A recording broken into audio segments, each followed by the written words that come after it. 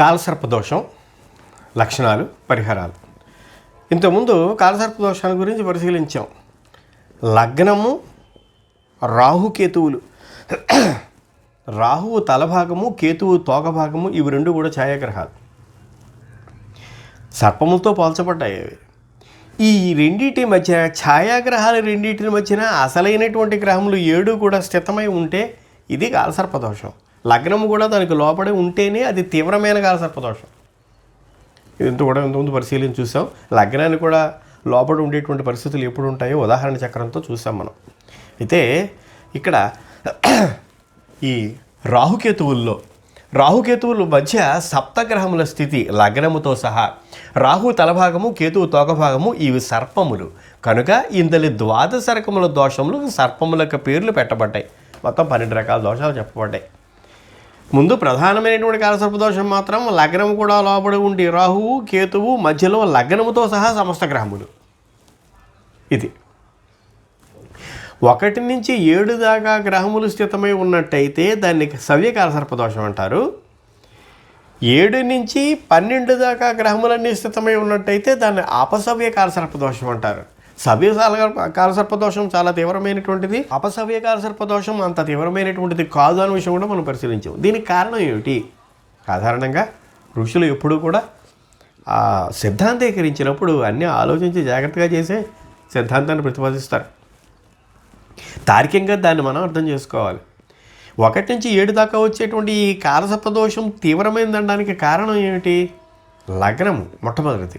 ఇది మొత్తం సమస్తమైన అంశముల గురించి తెలియజేస్తుంది, శరీరానికి సంబంధించి. ఇంకా 2 ద్వితీయం, ధనము, వాక్కు, కుటుంబము, నేత్రము, విద్య మొదలైనటువంటి అంశములు. 3 సోదర స్థానము, సోదరులు, తర్వాత సాహసము, చెవులు, చిత్తభ్రమ, ఈ లక్షణాలన్నీ చెబుతుంది. ఈ తర్వాత 4వది మాతృస్థానం, గృహము, విద్య, వాహనము, వీటికన్నిటికీ కారకత్వం. 5వది పుత్రస్థానము, వివేకము మొదలైన అంశములు. 6వది చేసేటటువంటి అప్పులు, రుణములు, బాధలు మొదలైనటువంటివి. 7వది కళత్రము, తర్వాత భోగములు, కళలు మొదలైన అంశములు. అంటే మానవ జీవితమునకు సంబంధించినటువంటి అంశములలో చాలా భాగం 1 నుంచి 7 దాకా కారకత్వం కలిగినటువంటి. కనుకనే వీటి ప్రభావం ఆ మధ్యన కనుక ఈ గ్రహములు పడినట్టయితే వాటి యొక్క ప్రభావం అధికంగా ఉంటుంది, తీవ్రంగా ఉంటుంది. ఇంకా తర్వాత 8 నుంచి అష్టమము, ఆయుష్యం, ఆయుర్దాయం. తర్వాత 9వది పితృ భాగ్య స్థానము. 10వది దశమము, జీవనోపాధి మొదలైనటువంటి అంశములు. 11 లాభస్థానం, పొందేటటువంటి అనుభవము, సౌఖ్యము. 12 వ్యయము. అందుచేత లగ్నం నుంచి సప్తమం కంటే సప్తమం నుంచి 12 వరకు ఉండేటువంటి ప్రాధాన్యత అంత తక్కువ జీవితంలో. ఈ కారణం చేత లగ్నం నుంచి సప్తమం దాకా సవ్య కాలసర్పదోషం మిక్కిలి పీడించేటటువంటిది అని చెప్పడానికి కారణం అది. తర్వాత ఈ రాహుకి కేతువుకి సమస్త గ్రహములు లోబడి ఉండాలి, లగ్నం కూడా దానికి లోబడి ఉండాలి. ఇది లగ్నం నుండి సప్తమం 1 దాకా 7 సవ్య కాలసర్పదోషం, 7 నుంచి 12 సప్తమం నుండి వ్యయం వరకు అపసవ్య కాలసర్పదోషము. ఏ స్థానం నుండి ప్రారంభమైందో ఆ స్థానస్థిత గ్రహ కారకత్వంపై ప్రభావము చూపిస్తుంది. లగ్నంలో ఏ గ్రహం ఉంది రాహుతో పాటుగా, అక్కడ ఆ లగ్నం ఉన్న దానికి సంబంధించినటువంటి ఆధిపత్యం ఏది, ఏ లగ్నము ఆధిపత్యం ఏది, అక్కడి నుంచి గ్రహ కారకత్వము, స్థాన కారకత్వం నుంచి ప్రారంభించాలి. ఈ కాలసర్ప దోషములకు సంబంధించినటువంటి దోషం యొక్క కారకత్వములు 1 నుంచి 7 దాకా ఈ దోషం ఏర్పడినట్టయితే ఆ స్థానముల మీదే చూపిస్తుంది. అష్టమంతోటి, నవమంతోటి, వ్యయంతోటి వీటితో సంబంధం ఉండదు దానికి, ఆ స్థాన కారకత్వాలతోటి జీవితంలో. అలాగే 7 నుంచి 12 దాకా కనుక అపసవ్య కాలసర్ప దోషం ఏర్పడినట్టయితే ఆ స్థానాల మీదే చూపిస్తుంది, స్థాన కారకత్వాల మీద చూపిస్తుంది. 1 నుంచి 7 దాకా ప్రభావం ఉండదు. అందుకే ఇది తక్కువ అపసవ్య కాలసర్ప దోషం. చేత దీన్ని పరిశీలన అంతే. సిద్ధాంతాలు ఎప్పుడూ కూడా జ్యోతిష్యులు సిద్ధాంతాలు ప్రతిపాదించారు అంటే దానికి తగినటువంటి కారణము, గొప్పతనము ఉంటుంది. తార్కిక దృష్టితో మనం ఆలోచించి దాన్ని అర్థం చేసుకోవాలి. ఇది అసలు అన్నిటికంటే ముందు వీటికి పరిహారాలు ఏమైనా ఉంటాయా? ఇప్పుడు కూడా రాహుకి కేతువుకి మధ్య ఏర్పడేటువంటి ఈ గ్రహముల యొక్క సమయంలో మనం జన్మించాము అంటే ఎంతో మహాపాపం చేసుకుని ఉంటే తప్పించి ఆ సమయంలో మనం పుట్టాం. పురాకృత కర్మము అనుభవించుటకు ఆ సమయము మనకి స్థితమై ఉంది కనుక మనం అప్పుడు పుడతాం. ఎంతో మహాపాపం చేసుకుంటే తప్పించి ఈ సవ్యకాల సర్పదోషంలో మనం పుట్టాం. పుట్టిన తర్వాత ఆ బాధలన్నీ చచ్చినట్టు అనుభవించాలి. ఆ ఫలితం ఎక్కడికి పోదు. అనుభవించుకుంటే ముందు చాలాసార్లు వీడియోలో చెప్పినటువంటిది అది. కానీ మన వాళ్ళు కొన్ని పరిహారాలు కూడా చెప్పారు. ఆ పరిహారాలు ఎలా ఉంటాయి? నెమలీకలు పెట్టుకుంటే ఈ గ్రహాలు పరిహారాలు పోతాయని అసలు దానికి అర్థం లేదు. వీటిలో ఏది హేతుబద్ధమైనది, తార్కికమైనటువంటి ఏవి కానటువంటివి వీటిని పరిశీలిద్దాం. వాళ్ళు ఏ ఏ రకమైనటువంటి కారణాలు చెప్పారు. నెమలీకల వల్ల ఫలితం ఏమీ లేదు, రాహుకేతువులు ఒక దేశం మార్చుకోవు. ఇంక రెండవది, ప్రవహించే నదిలో వెండి పాముని చేసి వదలడం. చాలామంది రైళ్లలోనూ బస్సుల్లోనూ ప్రయాణం చేసేటప్పుడు నదులు దాటుతూ ఉండగా నదులు డబ్బులు ఇస్తూ ఉంటారు. ఏ అరటిపళ్ళలో వేస్తే ఆ కింద పడేటువంటి జలచరాలు ఏమైనా తిని వాటికి ఆహారం పెట్టామని తృప్తిగానే ఉంటుంది. డబ్బులు ఏం తింటాయి అవి? తార్కికమైనటువంటి ఏ మాత్రం ఆలోచన లేకుండా చేసేటువంటి ఇలాంటి పనులే. అది మనకి ఆత్మతృప్తి అంతే. వెండి పామును తయారు చేసి నీటిలో వదిలిపెడితే రాహుకేతువుల యొక్క పాపం పోతుందా మనకి? ఇవి రెండు సర్పములకు సంబంధించిన అంశములు కనుక, ఎందుకంటే రాహు తల భాగము, కేతువు తోక భాగము కనుక, ఇవి సర్పములు కనుక వెండి పామును చేసి నదిలో వదలడం. దీనికి కూడా హేతుబద్ధత లేదు. ఇంకా మూడవది, మృత్యుంజయ మహామంత్రం. ఇది 108 సార్లు ప్రతిరోజు జపించడం. ఇది నమ్మకానికి సంబంధించినటువంటిది. మృత్యుంజయ మహామంత్రం పరమశివుడికి సంబంధించిన. త్రయంబకం యజామహే సుగంధిం పుష్టివర్ధనం ఉర్వారుకమివ బంధనాన్ మృత్యోర్ముఖ్యమామృతాత్. ఈ 2 లైన్లే కనిపిస్తూ ఉంటాయి. ఇలాంటి ఈ మంత్రం ఇంచుమించుగా సుమారుగా 10 లైన్లు పైబడి ఉంది. ఆ మంత్రం పూర్తిగా చదవాలి. ఇది కూడా ఇంతకుముందు వీడియోలో నేను చదివినటువంటిది.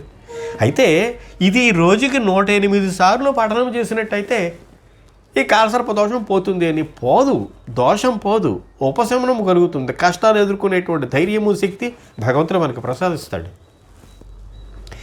చేసిన పాపాన్ని ఎప్పుడూ అనుభవించక తప్పదు. అది దాని నుంచి తప్పించుకోవడం భగవంతుడికే సాధ్యం కాలేదు. మానవ రూపం ఎత్తినటువంటి ప్రతి ఒక్కరూ ఆ భగవత్ స్వరూపులు ఈ కష్టాలు, బాధలు అనుభవించినటువంటి వాళ్ళే. కానీ కష్టాలను తట్టుకునేటువంటి శక్తి రావడం కూడా గొప్పే. ఆ శక్తి మంత్రపఠనం వల్ల, జపం వల్ల కలిగే అవకాశం ఉంటుంది. ఇది హనుమాన్ చాలీసా. ఇది 11 సార్లు పఠనం చేయడం. ఇది అలాంటిదే. ఎవరి నమ్మకాలను బట్టి, ఆరాధ్య దైవాలను బట్టి వాళ్ళు ఆ రకంగా పఠనము చేసి ఉపశమనాన్ని, తర్వాత ఈ కష్టాలను ఎదుర్కొనేటువంటి శక్తిని పొందవచ్చు. తర్వాత కుజరాహుకేతువులకు శాంతులు పరిహారాలు చేయుట. రాహుకేతువులు అలాగే కుజుడు కూడా కలిపారు.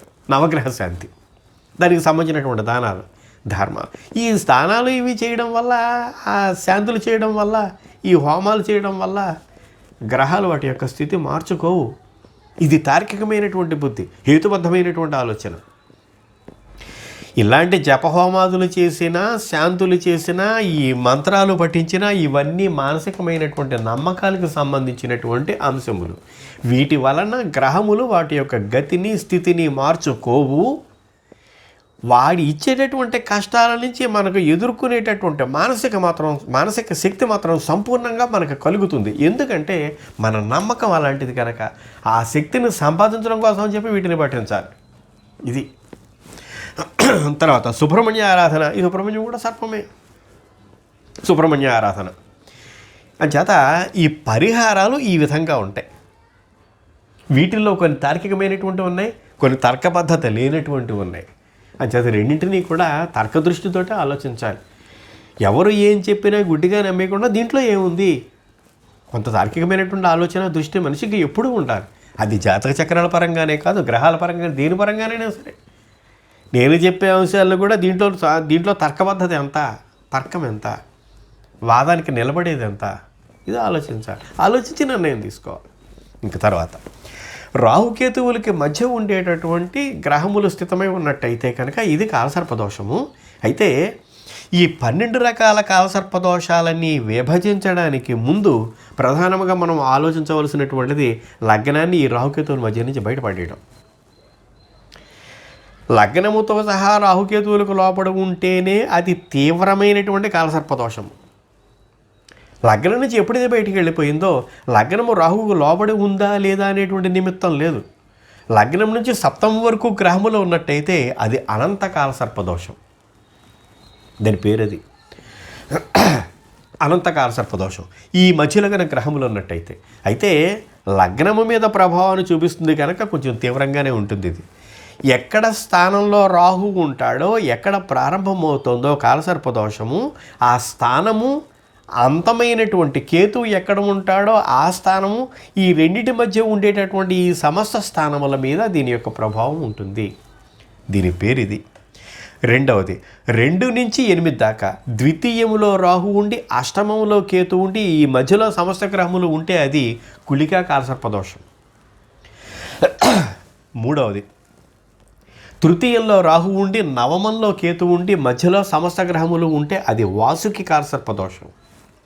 నాలుగవది చతుర్థంలో రాహు ఉండి దశమంలో కేతు ఉండి మధ్యలో సమస్త గ్రహములు ఉంటే అది శంఖపాల కాలసర్పదోషం. ఐదవది పంచమంలో రాహు ఉండి తర్వాత లాభస్థానంలో కేతు ఉండి మధ్యలో కనుక సమస్త గ్రహములు ఉన్నట్టయితే అది పద్మకాల సర్పదోషము లేక పాద్య కాలసర్పదోషం. ఆరవది 6వ స్థానంలో రాహు ఉండి 12వ స్థానంలో కేతు ఉండి ఈ మధ్యలో సమస్త గ్రహములు ఉంటే ఇది మహాపద్మకాల సర్పదోషం. 7వది సప్తమంలో రాహు ఉండి 1 లగ్నంలో కేతు ఉండి రివర్స్లో సమస్త గ్రహములు మధ్యలో ఉన్నట్టయితే ఒక విధంగా అపసవ్య కాల సర్పదోషం లాంటిది అనమాట. ఇది తక్షక కాల సర్పదోషం. తర్వాత 8 అష్టమంలో రాహు ఉండి ద్వితీయంలో కేతు ఉండి సమస్త గ్రహములు మధ్యలో ఉన్నట్టయితే ఇది కర్కోటక కాలసర్పదోషం. తర్వాత 9 నవమంలో రాహు ఉండి తృతీయంలో కేతు ఉండి మిగిలినటువంటి గ్రహాలనే మధ్యలో ఉంటే శంఖచూడ కాలసర్పదోషం. 10 దశమంలో రాహు ఉండి చతుర్థంలో కేతు ఉండి మొత్తం మిగిలినటువంటివన్నీ గ్రహములన్నీ కూడా స్థితమై ఉన్నట్టయితే అది ఘటక కాలసర్పదోషం. లాభస్థానంలో రాహు ఉండి పంచమంలో కేతు ఉండి మిగిలినటువంటి గ్రహాలనే మధ్యలో ఉంటే అది విషక్త కాలసర్పదోషం. తర్వాత వ్యయంలో రాహు ఉండి షష్టమంలో 6వ స్థానంలో కేతు ఉండి మిగిలినటువంటి గ్రహాలు స్థితమై ఉంటే లగ్నం నుంచి వ్యయమని అర్థం ఇక్కడ. ఇది శేషనాగ కాలసర్పదోషం. లగ్నం నుంచి ఇది 1 7, లగ్నం నుంచి 2వ స్థానం 8వ స్థానం, లగ్నం నుంచి 3 అంటే లగ్నం వీడిపోయింది. దీంట్లో ఉండేటువంటి మొత్తం 12 కాలసర్పదోషాల యొక్క పేర్లు ఇవి. వీటికి సంబంధించినటువంటి పేర్లన్నీ ఈ అనంత, కులిక, వాసుకి, తర్వాత తక్షక, కర్కోటక, శంఖచూడ, శేషనాగ ఇవన్నీ పాముల పేర్లు, సర్పముల పేర్లు. ఇవి వీటికి సంబంధించినటువంటి అంశములు. అయితే ఒక్కొక్క కాలసర్పదోషము 1 నుంచి 7 దాకా ఏర్పడడం, 2 నుంచి 8 దాకా ఉండేటువంటి గ్రహాల నుంచి ఏర్పడడం, ఈ కాలసర్పదోషము యొక్క కారకత్వం ఏమిటో, అవి ఏ ఏ అంశముల మీద ప్రభావాన్ని చూపిస్తాయో ఒక్కొక్క కాలసర్పదోషాన్ని విపులీకరించి ఒక్కొక్క వీడియోలో పరిశీలించి చూద్దాం ఇటుపైన వరుసగా.